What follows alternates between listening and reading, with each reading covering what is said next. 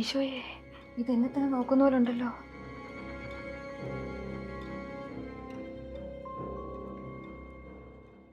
ഒരു ഫോട്ടോ കെട്ടി തൂക്കിയതുകൊണ്ടൊന്നും അവളെ ഇവിടെ നിന്ന് പറഞ്ഞയക്കാന്ന് ആരും വിചാരിക്കണ്ട.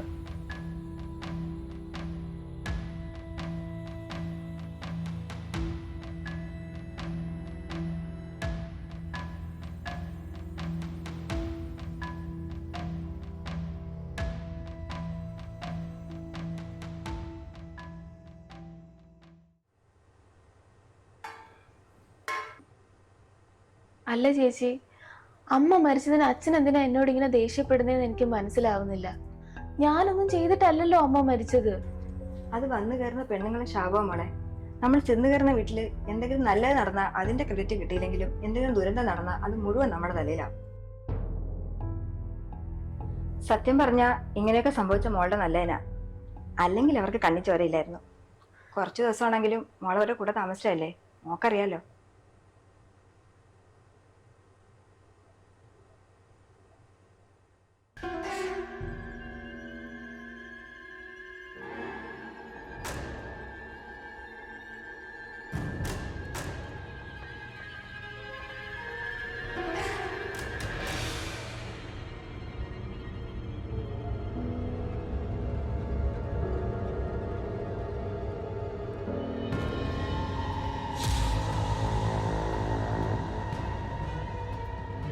ഇവിടെ ഇങ്ങനെ രാജ്ഞിയെ പോലെ ജീവിക്കാൻ നല്ല സുഖം തോന്നുന്നുണ്ടല്ലേ? എന്റെ മകന് പറ്റിയൊരു അബദ്ധം. അങ്ങനെ ഞാൻ നിന്നെ കരുതുന്നുള്ളൂ. ഇവിടെ ഇങ്ങനെ കെട്ടിലമ്മയായി ജീവിക്കാമെന്ന് നീ കരുതണ്ട. ഇതെന്റെ വീടാണ്. നിന്നെ ഇവിടെ ഞാൻ വാഴിക്കത്തില്ല. നീ നോക്കിക്കോ.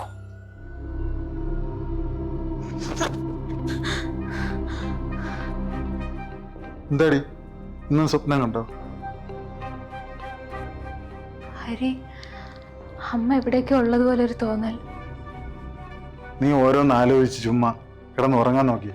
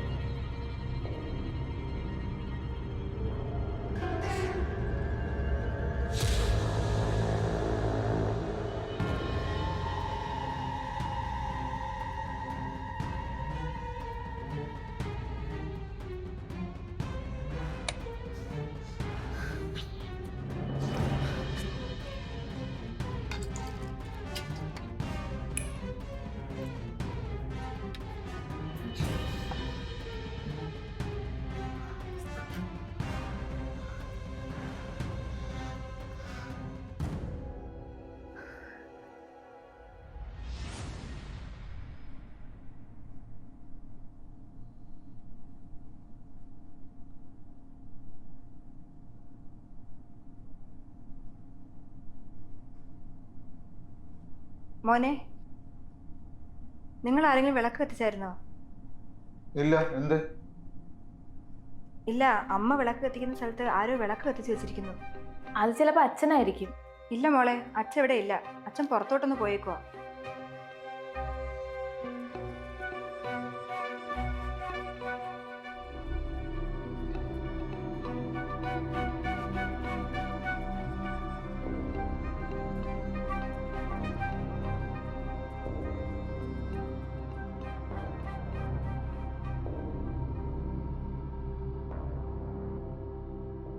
അച്ഛാ, അച്ഛനാണോ വിളക്ക് എത്തിച്ചേ? ഞാനൊന്നുമല്ല. നിങ്ങളല്ലാന്ന് ഉറപ്പല്ലേ? അമ്മയല്ലേ ഈ വിളക്ക് കത്തിക്കാറ്, അതുകൊണ്ട് ഞാൻ ഈ ഭാഗത്തേക്ക് വരാറില്ല. അമ്മയെന്നും ഈ സമയത്തല്ലേ വിളക്ക് എത്തിക്കാറ്? എന്നാലും ഇത് എങ്ങനെ തനിയെ കത്തി? ഞാൻ പറഞ്ഞില്ലേ, അവൾ അങ്ങനെയൊന്നും ഇവിടെ നിന്ന് വിട്ടു പോവില്ല.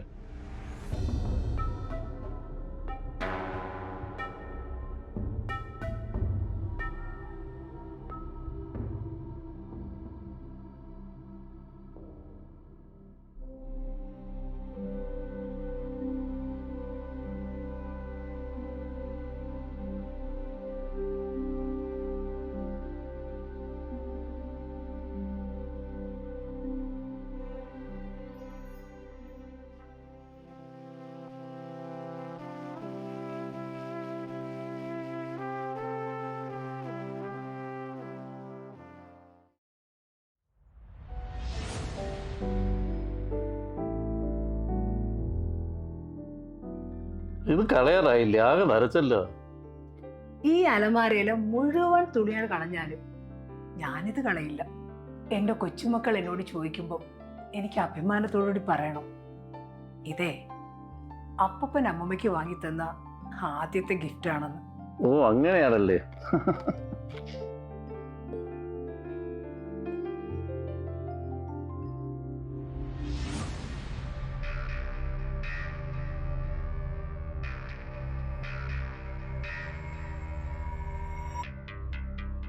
അച്ഛാ, അച്ഛാ, എന്ത് വേണം? അല്ല അച്ഛാ, കഴുകാനുള്ള തുണി തന്നിരുന്നെങ്കിൽ കഴുകിയിടായിരുന്നു. വേണ്ട, എന്റെ കാര്യങ്ങൾ ഞാൻ നോക്കിക്കോളാം. ദേ, ലക്ഷ്മിയുടെ പകരക്കാരിയാവാൻ നോക്കണ്ട, അത് നിന്നെ കൊണ്ട് നടക്കില്ല.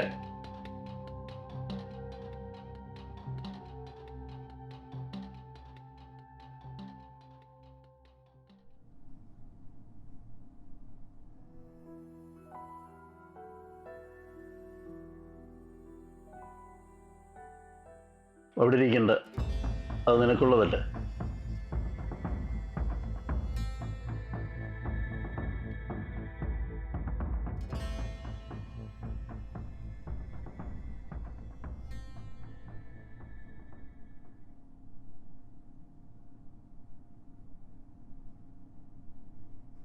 മോളെ,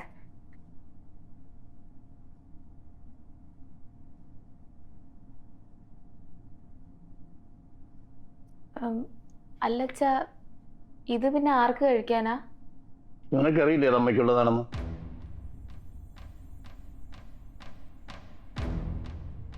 എന്തൊക്കെയാ ഹരി നിങ്ങളൊക്കെ ഈ കാട്ടിക്കൂട്ടുന്നത്? ആലോചിക്കുമ്പോ തന്നെ പേടിയാവുക. ഈ ചെയറും ഈ പ്ലേറ്റും എന്നും ഇവിടെ തന്നെ ഉണ്ടാകും. ആര് വിചാരിച്ചാലും ഒരു മാറ്റം ഉണ്ടാകാനും പോകുന്നില്ല.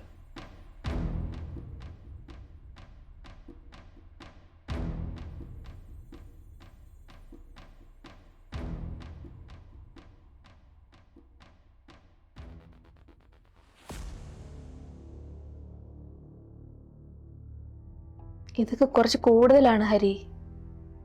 അമ്മ പോയി. ഇങ്ങനെ ഓരോന്നൊക്കെ കാണുമ്പോൾ സത്യം പറഞ്ഞാൽ എനിക്ക് പേടിയായിട്ട് വയ്യ. അതാ ഞാൻ ഈ പറയുന്നത്.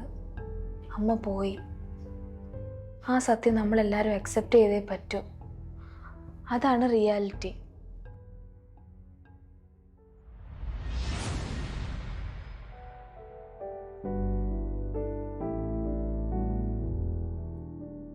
അമ്മേ, ആ, നീ എല്ലാം പെറുക്കി കിട്ടിക്ക് പോകുന്നാടാ?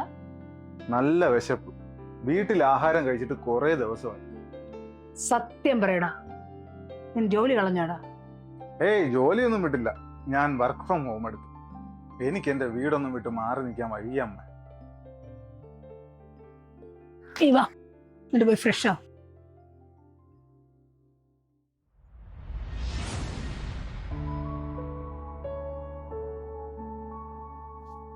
ഹരി, ഹരി, ഹരി. ആ, ഉറങ്ങാം.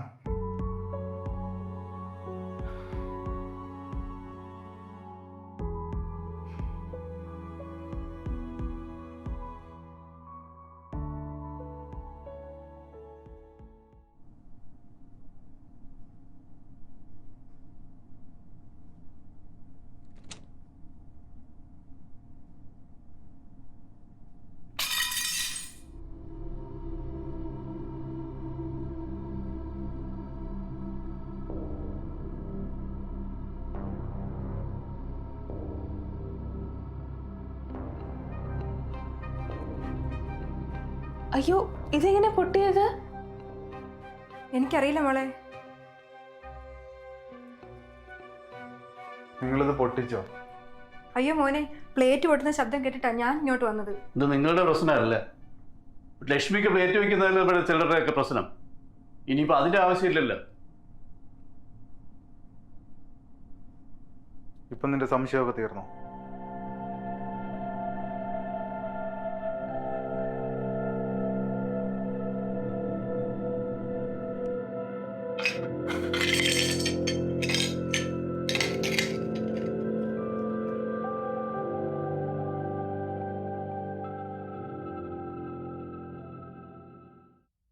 സത്യം പറഞ്ഞാൽ ഇതൊക്കെ വിശ്വസിക്കണോ വേണ്ടെന്ന് എനിക്കൊരു പിടുത്തവും കിട്ടുന്നില്ല. ശരിക്കും അമ്മയുടെ പ്രസൻസ് അവിടെ ഉള്ളതുപോലെ എനിക്ക് തോന്നുന്നത്. മീര പറയുന്നതൊക്കെ എനിക്ക് മനസ്സിലാവുന്നുണ്ട്, മീരയുടെ കൺഫ്യൂഷൻസും എനിക്ക് മനസ്സിലാവും. പക്ഷേ ഈ മരിച്ചുപോയ അമ്മയാണ് ഈ പ്രശ്നങ്ങളൊക്കെ ഉണ്ടാക്കുന്നതെന്നുള്ളതിൽ എനിക്ക് ചെറിയൊരു കൺഫ്യൂഷൻ ഉണ്ട്. മനസ്സിലായില്ല. ഈ മരിച്ചുപോയവരെ പേടിക്കുന്നതിന് പകരം ആ വീട്ടിലുള്ളവരെ തന്നെ നല്ലോണം ഒന്ന് ഒബ്സർവ് ചെയ്ത് കഴിഞ്ഞാൽ ചിലപ്പം നിനക്ക് കിട്ടേണ്ട ആൻസർ അവിടെ നിന്ന് കിട്ടാണ്ടിരിക്കില്ല.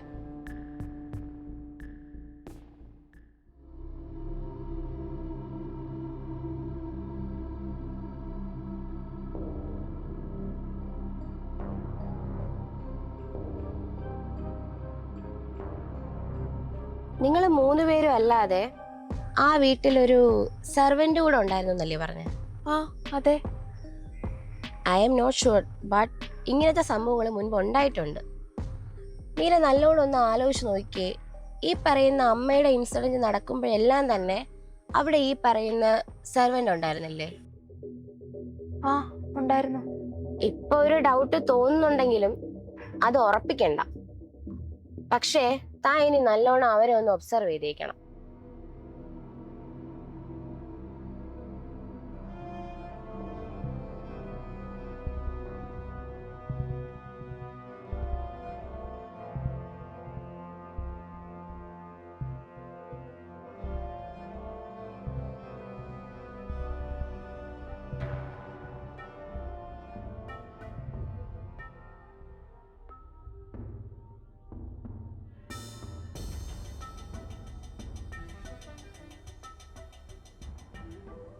എന്താ മോളെ? ഏയ് എനിക്കറിയാം, ഇവിടുത്തെ കാര്യങ്ങളൊക്കെ കണ്ടും കേട്ടും മോക്ക് നല്ല പേടിയുണ്ടല്ലേ? അല്ല, ചേച്ചിക്ക് ഈ പ്രേതത്തിലും ഭൂതത്തിലൊക്കെ വിശ്വാസമുണ്ടോ? എൻ്റെ പൊന്നു മോളെ, ഇതൊക്കെ ഉള്ളതാ. ഞാൻ നേരിട്ട് കണ്ടിട്ടുമുണ്ട്. പ്രേതത്തെയോ? പിന്നല്ലാതെ. എൻ്റെ അപ്പാപ്പൻ ഇവിടുത്തെ അമ്മയെ പോലെ തന്നെ ആയിരുന്നു. മരിച്ചിട്ട് നാടും വീടും വിട്ടൊന്നും പോവില്ലായിരുന്നു. അവസാനം ഏതോ വലിയ തിരുമേനിയെ കൊണ്ടുവന്നാ കുരിശ് തറച്ചത്. അപ്പോ ഇവിടത്തെ അമ്മ ഇവിടെ തന്നെ ഉണ്ടെന്ന് ചേച്ചിക്ക് ഉറപ്പാണോ? മോള് പേടിക്കില്ലെങ്കിൽ ഒരു കാര്യം പറയാം. നിങ്ങൾ ഇന്നലെ പുറത്ത് പോയിരുന്നില്ലേ? അപ്പോൾ ഞാനിവിടെ TV സീരിയൽ കണ്ടുകൊണ്ടിരിക്കുകയായിരുന്നു. എന്തോ ആവശ്യത്തിന് അടുക്കളയിൽ പോയിട്ട് തിരിച്ചു വന്നപ്പോൾ ചാനൽ മാറിയിരിക്കുന്നു. ഏതാ ചാനൽ എന്നറിയോ? ഏത് ചാനൽ?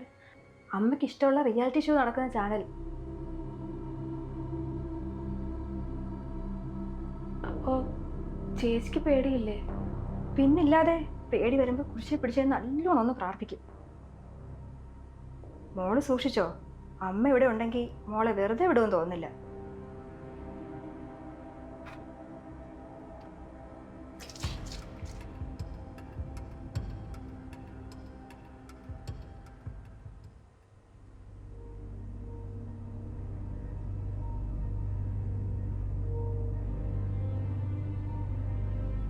കാര്യങ്ങൾ താൻ പറയുന്ന പോലെ തന്നെയാ പോകുന്നത്.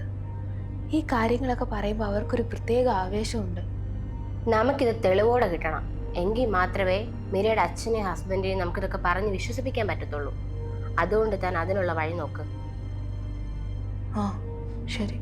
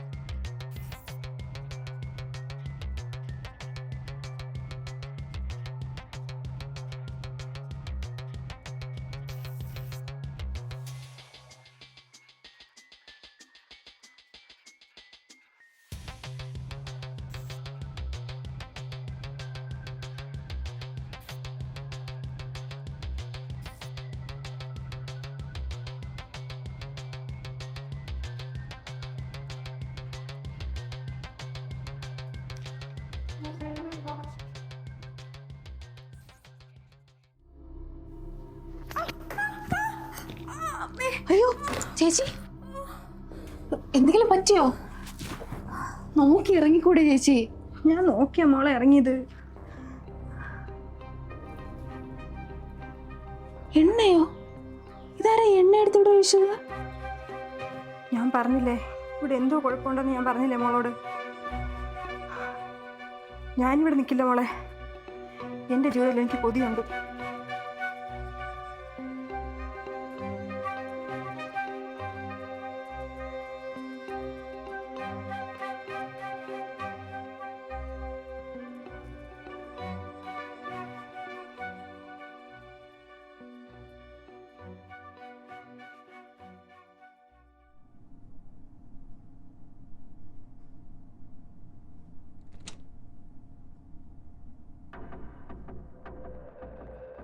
എടാ ഹരി, ഹരി, എന്താ അച്ഛാ? നീയാണോ ഇത് ഇവിടെ തേച്ച് വെച്ചത്? അല്ല അച്ഛാ, ഞാനല്ല. നിന്റെ ഭാര്യയോട് പറയണം ഇത്തരം പരിപാടികളൊന്നും ഇവിടെ വേണ്ട. അല്ല ഞാനല്ല തേച്ചത്. കൂടുതൽ എക്സ്പ്ലനേഷൻ ഒന്നും വേണ്ട. ഒരുപാട് തവണ ഞാൻ പറഞ്ഞിട്ടുണ്ട് എൻ്റെ ലക്ഷ്മിക്ക് പകരമാവാൻ ശ്രമിക്കരുത്. അത് നടക്കില്ല.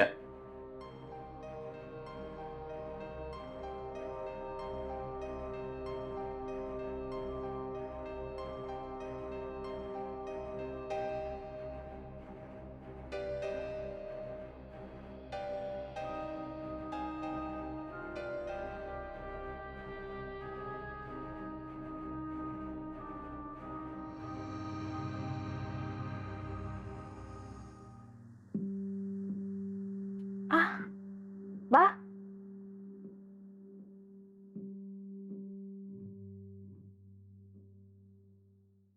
അങ്ങനെ സെർവന്റ് പോയി അല്ലേ? ആ അതെ. പക്ഷെ അവർ ഇത്ര പെട്ടെന്ന് പോകുമെന്ന് ഞാൻ വിചാരിച്ചിരുന്നില്ല. എല്ലാത്തിൻ്റെയും പിന്നിൽ അവരായിരിക്കും എന്ന് വിചാരിച്ച് ഞാൻ സമാധാനിക്കുകയായിരുന്നു. പക്ഷെ അവർ പോയിട്ടും കാര്യങ്ങൾക്ക് പ്രത്യേകിച്ച് മാറ്റമൊന്നും വരുന്നില്ലല്ലോ. എല്ലാം അടുത്തു നിന്ന് അറിയാൻ വേണ്ടിയിട്ടല്ലേ ഞാൻ നേരിട്ട് വന്നത്. അല്ല, എന്താ നിന്റെ പ്ലാൻ? ഞാൻ പറഞ്ഞിരുന്നില്ലേ ഇനി കാര്യങ്ങളൊക്കെ കുറച്ചുകൂടെ കോംപ്ലിക്കേറ്റഡ് ആയിരിക്കും. അതിൻ്റെ ആഫ്റ്റർ എഫക്റ്റ് എന്തായിരിക്കും എന്ന് എനിക്കൊരു ഐഡിയ ഇല്ല. ഈ വീട്ടിലുള്ളവർ പറയുന്നത് പോലെ തൻ്റെ അമ്മായി അമ്മയുടെ പ്രേതം ഇവിടെ ഉണ്ടെങ്കിൽ അതിനുള്ള സോളിഡ് എവിഡൻസ്. ഇനി മറിച്ചാണെങ്കിൽ ഇപ്പം ഈ വീട്ടിൽ നടക്കുന്നതിനൊക്കെ ഉള്ള ശരിക്കുള്ള റീസൺ അതെന്തായാലും നമുക്ക് കണ്ടുപിടിച്ചേ പറ്റൂ.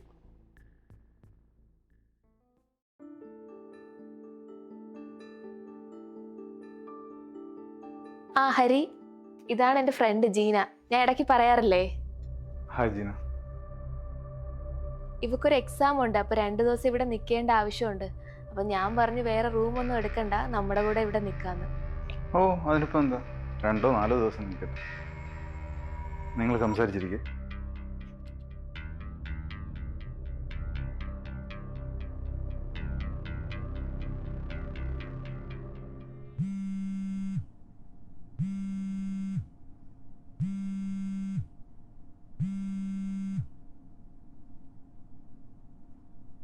ഹലോ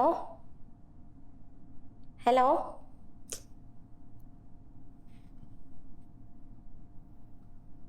ഹലോ ഹലോ ഹലോ, ഒരു സെക്കൻഡേ.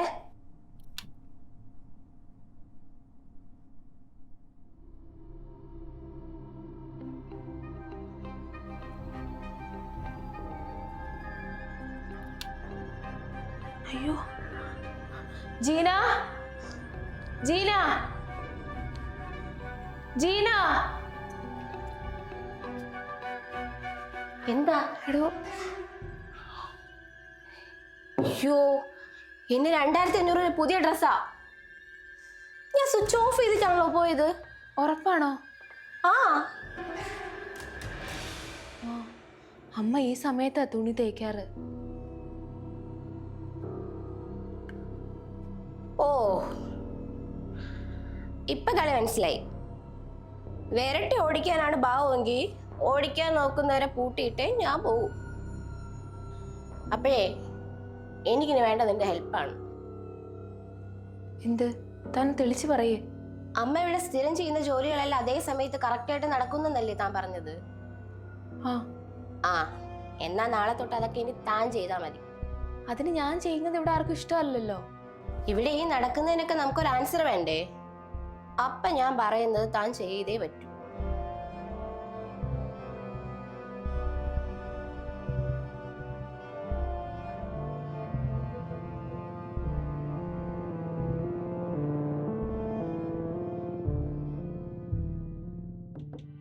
അച്ഛാ, അച്ഛാ, അച്ഛാ ഡ്രസ്.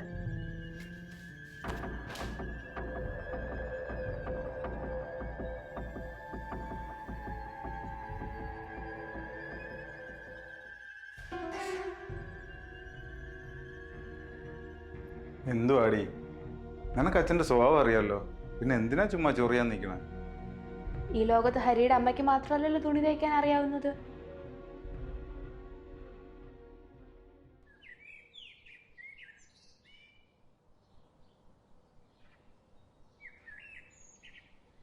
മതിയാവില്ലേ? അല്ല, നിങ്ങൾ ഈ പൂവൊക്കെ ആയിട്ട് എങ്ങോട്ടാ? അമ്മയ്ക്ക് വേറെ വിളക്ക് കത്തിക്കുന്നത് ഞങ്ങളാ. ആഹാ.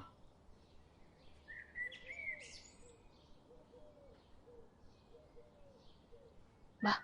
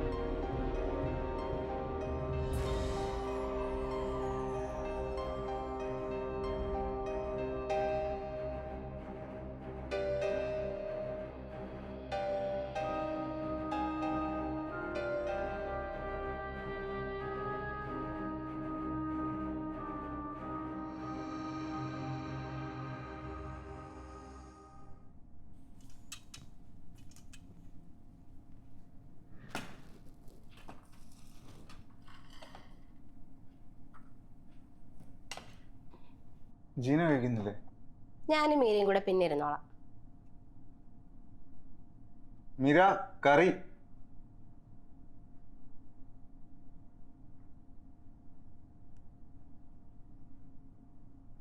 രസമാണോ? ആ അതെ, വെറും രസമല്ല, അമ്മ വയ്ക്കുന്ന അതേ രസമാ.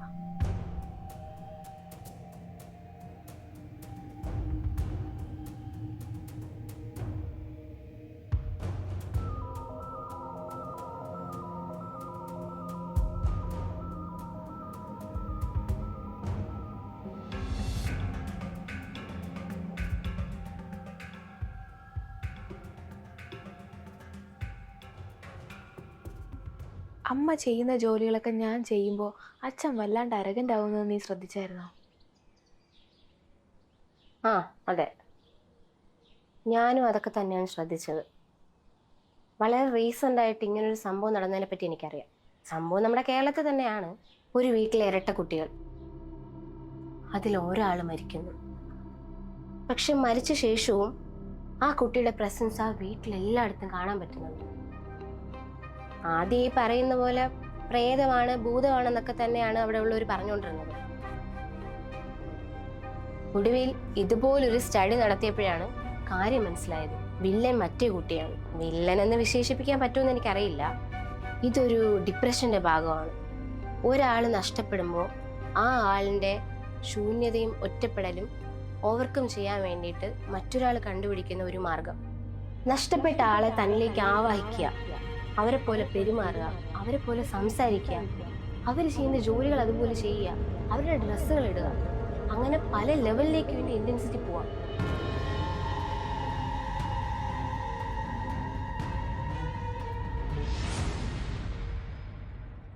അപ്പോൾ അച്ഛൻ തന്നെയാണ് ഇതൊക്കെ ചെയ്തതെന്ന് നമുക്ക് ഉറപ്പിക്കാം അല്ലേ? ഞാൻ പറഞ്ഞല്ലോ, നമ്മളീ കാര്യം പറഞ്ഞെന്ന് കരുതി അവരിത് വിശ്വസിക്കണം എന്നില്ല. അതിനവർ മറ്റൊരാളായി നിൽക്കുന്ന അവസ്ഥയിൽ തന്നെ നമുക്കവരെ കയ്യിൽ കിട്ടണം. എങ്കിൽ മാത്രമേ അവർക്ക് ആവശ്യമായിട്ടുള്ള ട്രീറ്റ്മെൻറ്റ് നമുക്ക് സ്റ്റാർട്ട് ചെയ്യാൻ പറ്റുള്ളൂ. പിന്നെ ഈ എല്ലാവരും പറയുന്നത് പോലെ തൻ്റെ അമ്മായിയമ്മയുടെ പ്രേതം തന്നെയാണ് ഇതിനൊക്കെ കാരണം എന്നുള്ള പോസിബിലിറ്റിയും ഞാൻ തള്ളിക്കളയുന്നില്ല. എന്തായാലും നമുക്ക് വേണ്ടത് തെളിവാണ്. കാര്യങ്ങൾക്കെല്ലാം ഒരു ഉത്തരം കിട്ടുന്നത് വരെ ഇതെല്ലാം നമുക്കിടയിൽ തന്നെ നിൽക്കണം.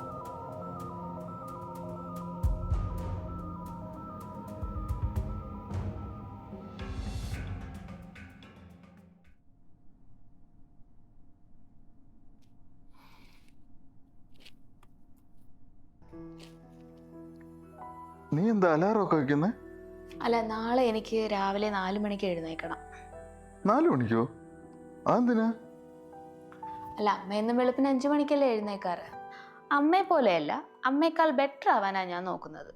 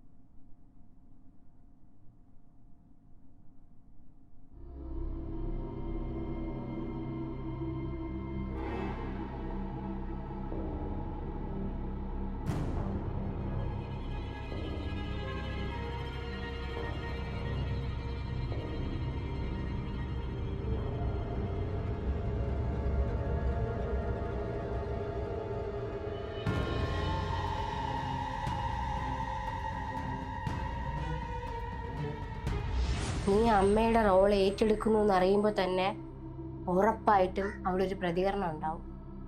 എങ്ങനെയുള്ള പ്രതികരണം? എന്തായാലും നിനക്ക് നേരെ ഒരു അറ്റാക്ക് പ്രതീക്ഷിക്കാം.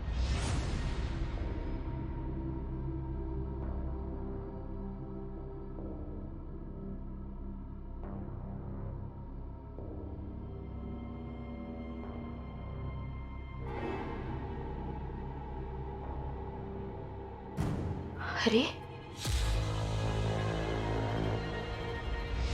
ഈ ലോകത്ത് ഹരിയുടെ അമ്മയ്ക്ക് മാത്രമല്ലല്ലോ തുണി തയ്ക്കാൻ അറിയാവുന്നത്.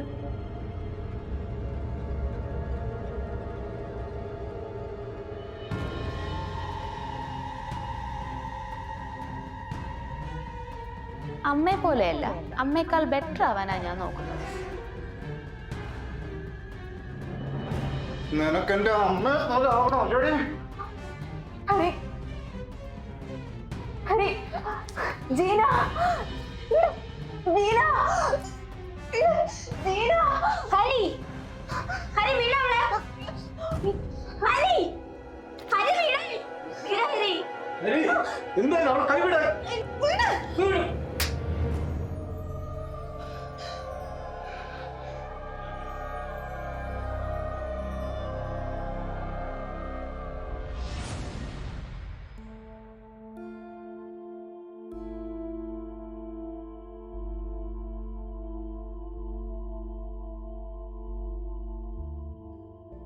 എനിക്ക് ആദ്യ സംശയം ഇവിടുത്തെ സെർവൻ്റ് സൂസനായിരുന്നു. പക്ഷേ ഈ വീട്ടിൽ വന്നു കയറിയ ആ ദിവസം തന്നെ എനിക്ക് മനസ്സിലായി ഹരിക്കാണ് ട്രീറ്റ്മെൻറ്റിൻ്റെ ആവശ്യമെന്ന്. അച്ഛനും അമ്മയുടെ മരണത്തിൽ ഒരുപോലെ അഫക്റ്റഡ് ആണ്. പക്ഷേ അച്ഛനെ ശ്രദ്ധിക്കുമ്പോൾ അച്ഛനാണ് ഇതിൻ്റെയൊക്കെ പിന്നിലെന്ന് വരുത്തി തീർക്കാൻ നീ ശ്രമിക്കുമ്പോഴൊക്കെയും ഹരിയെ ശ്രദ്ധിക്കാൻ നീ മറന്നുപോയി.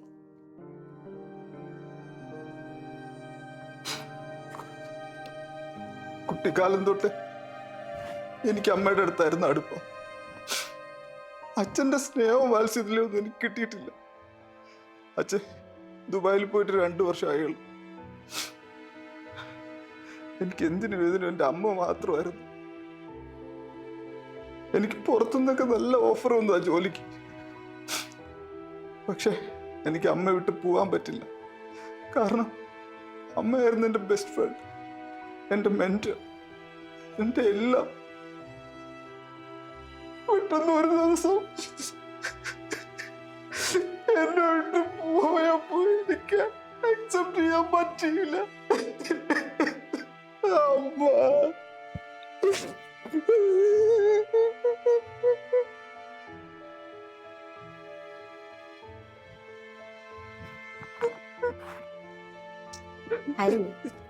ഹരിയുടെ വിഷമമൊക്കെ ഞങ്ങൾക്ക് മനസ്സിലാവും.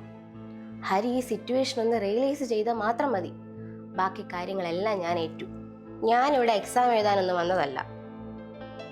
ഞാൻ ഒരു സൈക്കോളജിസ്റ്റാണ്. മീര എൻ്റെ ഫ്രണ്ടും. അതുകൊണ്ട് എനിക്കിതിലൊരു സ്പെഷ്യൽ ഇൻട്രസ്റ്റ് ഉണ്ടെന്ന് എന്നെ കൂട്ടിക്കോ.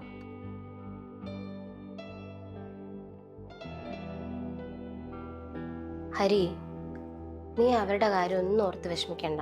അവരോടൊക്കെ എല്ലാ കാര്യവും ഞാൻ പറഞ്ഞ് സംസാരിച്ചിട്ടുണ്ട്. എല്ലാവരും ഹരിയുടെ കൂടെ തന്നെ ഉണ്ട്.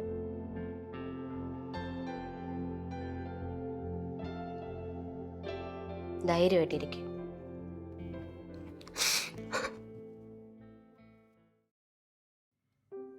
എടാ, നീ ഇതുവരെ ഫ്രഷ് ആയില്ലേ? അമ്മ ഫുഡ് എടുത്ത് വെച്ചോ? എനിക്കൊരു ആനയെ തിന്നാനുള്ള വിശപ്പുണ്ട്. അമ്മ വേഗം ഫുഡ് എടുത്ത് വെച്ചേ. നീ എന്തിനാ വർക്ക് ഫ്രം ഹോം എടുത്ത് ഓടിച്ചാടി എത്തുന്നതെന്നേ എനിക്ക് മനസ്സിലായി. എന്തിനാ? ഇവിടെ ഇരുന്ന് ഇങ്ങനെ വെട്ടി വീഴുക. ഫുഡിന്റെ കാര്യം പറഞ്ഞത് ശരി തന്നെ. പക്ഷേ എനിക്ക് അമ്മയെ കാണാതെ മാറി നിൽക്കാൻ പറ്റില്ല അമ്മ. അതിന് കുറച്ചുള്ള ജോലിയും ശമ്പളമൊക്കെ എനിക്ക് മതി. അയ്യടാ, ഇന്ന് ചിണുങ്ങാതെ ഒന്ന് കഴിക്കാൻ നോക്ക്. അപ്പം വാ, നമുക്ക് ഒരുമിച്ച് കഴിക്കാം. പോവാ. നിനക്ക് അമ്മയടുത്ത് എപ്പോഴും ഈ സ്നേഹം കാണുവാടാ. പിന്നെ ഇല്ലാതെ